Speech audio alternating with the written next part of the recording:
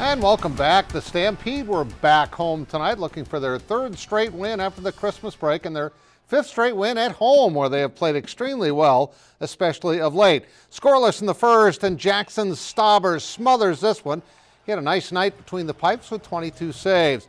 Later in the period, Stampede were shorthanded, but quite often that's where you get a lucky break and you get a breakaway, and that is Sam Stevens who puts the biscuit in the basket. That makes it 1-0 after a period.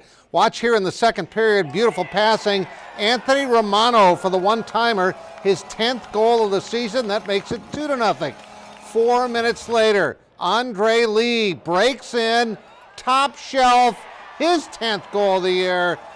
They go up 3-0 and end up winning by the count of 4-2. They're now 16-8-3. Three guys scored their 10th goal of the year in the game tonight. Congrats to former Brookings Blizzard forward Paul Cotter. The North American League Rookie of the Year 2 years ago has signed a 3-year entry-level contract with the Las Vegas Golden Knights.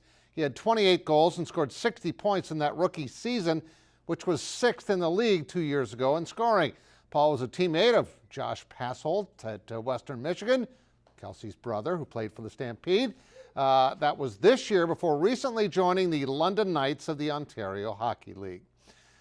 Well, Southwest Minnesota State's men picked up a big win yesterday at USF thanks to a big effort from their senior guard, Ryan Bruggeman, a player who's had his share of big moments, of course, in Marshall.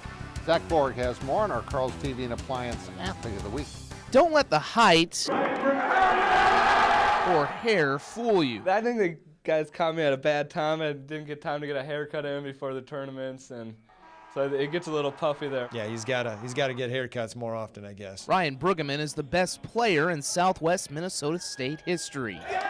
Looks are deceiving, right? And he's a guy who has put in a lot of time. He's a guy who is an everyday guy, fun to be around just because of how competitive he is. Every day he competes. He brings out the best in others and himself. The son of a basketball coach, Ryan showed that from his first day in Marshall. After redshirting in 2014-15, Bruggeman has started all 108 games of his career. My teammates just have a lot of trust in me to go out there and make plays. It's how he seemingly plays without fear despite his 6-foot frame. If I were to talk to all young athletes, young basketball players, just his ability to take contact. He's so strong with the basketball. He can make great decisions. He can take a hit. He can see the levels of the defense. He can hit a floater or rise up to his pull-up jumper, or he can make a pass and makes his teammates better. And why Ryan has become SMSU's career scoring and assist leader, helping lead the Mustangs to consecutive NCAA tournaments. Once the ball's thrown up, you got to play your game, and at the end of the day, if they respect you or not, you just got to kind of just give it everything you got and do everything you can for the team. And if you can do that, I think you can just hold your head up high.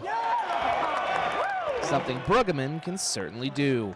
With the Mustangs, Zach Borg, KDLT Sports.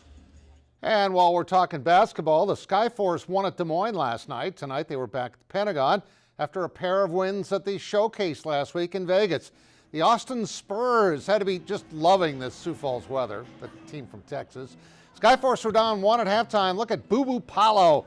Nice runner there as he lifts them into the lead. He had 24 points tonight. Nevada Smith's three-point shooters then go to work. Duncan Robinson, the New Hampshire kid, from deep three. He had 14 points. Then it's the other two-way contract player from the Heat, Yante Mayton, for a triple of his own. Game tied at 83 after 3. He had 25 points and 12 rebounds, and that was a nice dunk right there.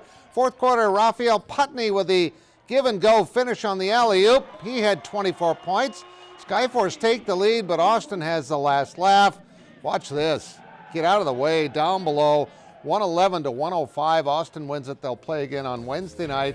Mayton led the way with 25 and 12, and again, Paulo and Putney each had 24 points as the Force dropped to 14 and 8. Still off to a very good start. T-Wolves are in New Orleans tonight to take on the Pelicans, minus Anthony Davis. Karl Anthony Towns with a three-point play. That's a pretty strong play right there. And watch this alley-oop. Andrew Wiggins on the receiving end of this beautiful pass. He had 20 points in the game as the Wolves had the lead.